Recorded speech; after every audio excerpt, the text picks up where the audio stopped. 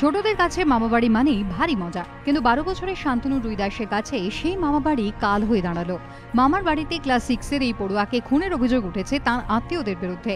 হাওড়ার ব্যাটরার এই ঘটনায় গ্রেফতার করা হয়েছে মৃত ছাত্রের মামা বিশ্বজিৎ রুইদাস, মামি চন্দনা রুইদাস, দিদিমা কল্পনা রুইদাস, মাসি যমুনা বেরা এবং মেশো নকুল বেরাকে।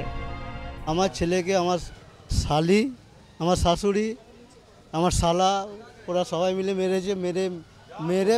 মেরে বাথরুমে ঢুকিয়ে দিয়েছে। বাথরুমে ঢুকিয়ে দিয়ে আমাকে খবর দিয়েছে, তোমার দিদি তুই আয়, তোর ছেলে খুব বায়না করছে, ওকে এখানে আমরা রাখতে পারবো না, তুই নিয়ে চলে যা।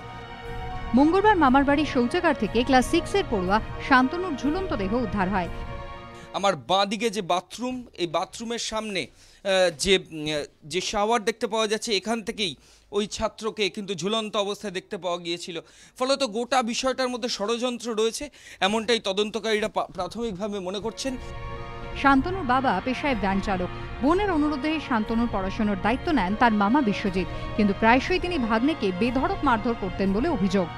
বলে বাবা আর শান্তনু নেই, কি হয়েছে? বলে গলায় ধরে দিয়েছে। কেন দিল রে, কি জানি দিল রে? বলে কিন্তু আপনার মেয়ে তো বলছে ওকে খুন হয়েছে, ওকে মার্ডার করা হয়েছে, এমনটাই মেয়েটা মেরেছে বলছি, স্বীকার করছি আমি মেরেছি, আমি গালে দুটো চর মেরেছি, পিঠেও মেরেছি আমাকে বললো সেটা। বাবা ছেলেরা স্বীকার করেছে? হ্যাঁ, থানাতেও বলেছে সেটা। শান্তনুর মামা দাবি করেন তার ভাগ্নে বকাবকির জেরে আত্মহত্যা করেছে, কিন্তু প্রতিবেশীরা পর্যন্ত সে কথা মানতে নারাজ।